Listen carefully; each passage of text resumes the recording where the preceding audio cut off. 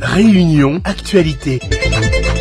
Bonjour à tous. Et nous vous donnons rendez-vous à 9h ce matin sur Freedom pour l'émission Face à Face. Notre invité, le député Mansour Kamardine aujourd'hui. Alors que Wambushu a réellement débuté depuis lundi avec les premières destructions de bidonvilles et notamment Talus 2, Mansour Kamardine, député de Mayotte, sera l'invité de l'émission Face à Face ce matin. Il sera en duplex de Mamoudzou avec Charles L'Huillier et on va se pencher sur un chiffre ce matin. Une centaine de bébés naissent chaque jour à Mayotte. Ils sont en majorité d'origine étrangère. Cette opération Wambushu doit aussi servir à résoudre ce problème. Voilà ce que nous explique Safina Soula, la porte-parole d'un collectif de citoyens à Mayotte. Les naissances à Mayotte sont devenues un danger public puisque nous avons aujourd'hui une classe et demie de bébés qui naissent tous les jours à la maternité de Mamoudzou, qui devient la maternité la plus importante de France. Et donc, si on regarde aussi ceux qui arrivent par Kwassa ou ceux qui naissent en périphérique, on est à environ une centaine de bébés par jour qui naissent. Ces bébés-là, ils vont devenir quoi dans 10 ans, dans 15 ans? Ils vont devenir ce qui se passe aujourd'hui avec des gamins qui ont 15 ans, 16 ans, qui créassent des gens, qui tuent avec des machettes. On regarde attentivement la réaction de nos adversaires. On sait pertinemment qu'ils vont peut-être réagir, mais les Mahorais sont déterminés à continuer ce combat, à poursuivre les engagements et avec détermination l'opération Wambushu. Voilà, et l'opération Wambushu continue. Rendez-vous dans Face à Face pour en parler de 9h à 10h avec le député mahorais Mansour Kamardine. Il sera interrogé par Charles L'Huillier. La nouvelle est tombée dans la soirée d'hier et concerne la Ligue réunionnaise de football. L'élection d'Ivetev est annulée. Oui, c'était son 10e mandat, d'Ivetev à la tête de la Ligue réunionnaise de football. Et il a été rendu caduc par une irrégularité. Il y avait eu une plainte déposée, pour la petite histoire, par le candidat rejeté à la présidence et 4 de ses colistiers. Un problème qu'il avait soulevé et qui était lié à l'identité des votants. Le tribunal judiciaire somme donc, à partir d'aujourd'hui, la Ligue réunionnaise de football d'organiser une nouvelle élection et de verser un dédommagement de 2 000 € à chaque plaignant. Ivetev dispose d'un délai d'1 mois pour faire appel ou pas de cette décision de justice. Le plan de restructuration de Run Market validé. Oui, c'était hier. Le tribunal de commerce de Saint-Denis a validé officiellement le plan de restructuration de Run Market. Ça permet l'entrée du groupe IBL Ltd, qui est un groupe mauricien en qualité d'actionnaire majoritaire, aux côtés d'un autre groupe réunionnais qui s'appelle SAB. Cette nouvelle étape juridique pérennise le consensus collectif. 70 millions d'euros de dettes ont été donc effacés après des mois d'échanges entre les partenaires bancaires, les fournisseurs, les bailleurs, les pouvoirs publics. Alors, il ne reste qu'une dernière étape judiciaire et juridique dans ce processus, c'est la décision de l'autorité de la concurrence. Elle est nécessaire pour toute reprise d'activité dans le secteur de la grande distribution, évidemment. Votre argent maintenant, plus que quelques jours avant la fin des déclarations d'impôts en ligne. Et pour vous aider demain, Allo Impôts à Saint-Benoît. Oui, vendredi, il y a des experts comptables qui vont aider les particuliers à remplir leur déclaration d'impôts. Ça concerne donc les particuliers, j'insiste bien, même si je parle d'experts comptables.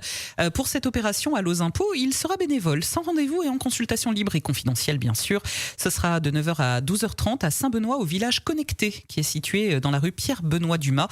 Il faut absolument que vous veniez avec votre déclaration de revenus reçue en 2023 et votre avis d'imposition 2022. L'opération Wambushu se poursuit à Mayotte et on en parlera ce matin de 9h à 10h. Oui, Mansour Kamardine, je vous l'ai dit, c'est le rendez-vous du jour, le rendez-vous, l'invité de Charles L'Huillier dans cette fameuse émission Face à Face. Sachez que vous pourrez poser vos questions, on a oublié de vous le dire, au 99 10 00. Ce sera généralement après l'interview à partir de 9h30 et posez vos questions en direct aux députés. Et juste après le journal également, on en parlera puisque ce sera le sujet du baromètre. Un appel à présent à une femme d'exception. La ville de Saint-Denis recherche une femme pour incarner la Marianne moderne. Ah oui, c'est tout nouveau, c'est un concept de la ville de Saint-Denis. Pour réaliser sa prochaine campagne de communication, la ville de Saint-Denis est à la recherche d'une femme qui représentera la Marianne moderne. Alors si vous êtes une femme, que vous avez un engagement fort, que vous habitez la ville de Saint-Denis, que vous êtes fière de votre identité, eh bien cette annonce elle est faite pour vous. Si vous êtes investi dans un milieu sportif, social, culturel, que vous avez des valeurs fortes, la valorisation de la liberté, de l'égalité, de la fraternité, que vous aimez que votre ville bouge. Et en plus, bon, alors par contre c'est important, il faut pas craindre les caméras, les photos et tout ça, hein. Il faut avoir envie d'être là, ça y est, c'est moi. Voilà, mais écoutez, sachez Vouloir que se vous montrer. pouvez. Ça même, voilà, faut avoir envie. Donc si vous voulez être la Marianne moderne, il y a un formulaire qui est disponible sur le site de la ville de Saint-Denis et vous pourrez gagner des cadeaux, à savoir un shooting photo et puis d'autres petites choses liées à la communication, c'est important de le signaler. Freedom, il est 7h passé 37 minutes. On passe rapidement aux faits divers avec le procès aujourd'hui de 2 conseillers prud'homaux. Oui, pendant 2 jours, dès ce jeudi, 2 anciens présidents du Conseil des prud'hommes, Marie-Sylviane Dijoux et Raymond Payette, passent en justice. Ils sont accusés d'avoir pris une commission sur l'argent accordé par le tribunal dans les affaires liées à des litiges sur le travail qu'ils jugeaient. 4 dossiers sont examinés et ils seront fixés sur leur sort vendredi après-midi. Et puisqu'on parle de justice, sachez qu'hier, il y avait une affaire de canards, de chiens, d'agressions qui était jugée. Alors ça se passe à l'étang Salé. Vous avez entendu cette agression incroyable dans le journal de tout à l'heure, à 6h30 à Belle-Pierre, avec ces histoires de voleurs de canards. Et bien voilà, c'est un petit peu ce même type de choses qui a été jugé par contre hier. Alors il y avait un homme dans le box des accusés. Lui, il a agressé son propre voisin à coups de sabre puisque son chien aurait tué leur canard. C'était le 17 avril dernier. Ils en sont d'abord venus aux mains. Ensuite, ils ont causé. Ensuite, ils se sont insultés. Des armes ont été sorties. Des coups de pioche aussi ont été donnés sur la porte d'entrée, sur le domicile de l'un d'eux. Et ensuite, ça a été le visage. Les forces de l'ordre, quand ils sont arrivés, ont pu calmer les 2 voisins. Et le principal agresseur, hier passé devant le tribunal, il a été condamné à 2 ans d'emprisonnement, dont 15 mois avec sursis. Affaire maintenant de l'élu de métropole qui avait transporté de la drogue à La Réunion. Sa détention est confirmée. La chambre d'instruction a confirmé hier le placement en détention préventive de cette élue qui est aussi une mère de famille. Elle est âgée de 39 ans et elle est élue au conseil municipal de Ris-Orangis dans le département de l'Essonne à 2 pas de Paris. Dans la foulée, elle a été mise en examen pour trafic de stupéfiants. On rappelle que cette dame a été arrêtée le 3 mai dernier à sa sortie d'avion à l'aéroport de Gillot. Elle était en possession dans sa valise de 10 kilos de hashish, d'1 kilo de cocaïne et de 2000 buvards de LSD. À noter qu'elle n'était pas toute seule. Il y avait sa compagne qui était là, rien dans la valise. Par contre, une compagne âgée de 19 ans et qui voyageait avec elle. Elle a aussi été écrouée à titre provisoire pour association de malfaiteurs et blanchiment. Parlons maintenant de Netflix. C'est officiel, c'est la fin du partage de comptes gratuits. Vous devrez maintenant payer. Eh oui, depuis mardi soir, Netflix a mis fin au partage de comptes en dehors du foyer. Alors, à La Réunion, on a l'habitude d'être solidaire entre familles, de partager, cousins, cousines, un y paye et ensuite tout y profite. Donc là, l'ajout d'un abonné supplémentaire est désormais payant. Et si un utilisateur vit en dehors de ce foyer, ce sera tracé grâce à l'IP. Donc ils ont vraiment tout prévu, vous pouvez absolument pas faire, même le VPN ne marche pas.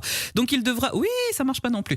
Donc il devra s'ajouter en tant qu'abonné supplémentaire 5,99 € par mois en plus, l'autre option restant de s'offrir à soi-même et de ne pas être rat, un nouvel abonnement. Allez, professionnels du samoussa, on va vous parler maintenant de quelque chose qui vient de sortir, un concours rien que pour vous. Si vous êtes artisan, chef d'entreprise ou salarié d'une entreprise qui fabrique des samoussas, eh bien la Chambre de métier organise un grand concours de meilleurs fabricants de samoussas. Alors vous avez 4 catégories, essayez de voir dans lequel vous êtes le meilleur. Le meilleur samoussa goût fromage. Voilà, si vous faites le meilleur, vous pouvez concourir. Le concours, c'est le 9 juin. Le meilleur samoussa goût poulet.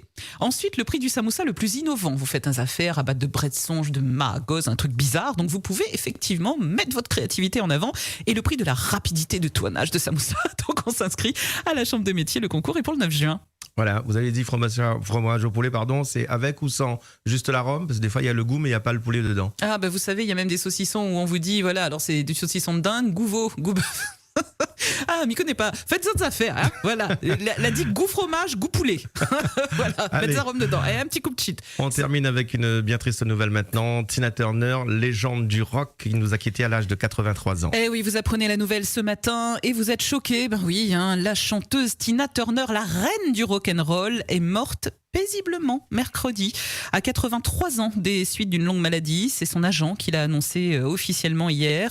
La star américaine qui était naturalisée suisse est décédée dans sa maison près de Zurich. Au cours de sa carrière qu'elle a entamée dans les années 50 aux États-Unis, eh bien Tina Turner aura remporté 8 Grammys qui sont les récompenses ultimes de la musique américaine. Alors les tubes, on la connaît et Frankie, vous en passez régulièrement. Ça nous fait vraiment du bien d'entendre ça. Proud Mary, The Best. Ah, il y en a plein d'autres. L'artiste a su enflammer les foules. Chacun de ses concerts, c'était un événement. RIP Tina Turner. Outremernews.fr, le site de l'actualité Outre-mer, 24 heures sur 24 et 7 jours sur 7. Retrouvez la chaîne Outremer News sur YouTube.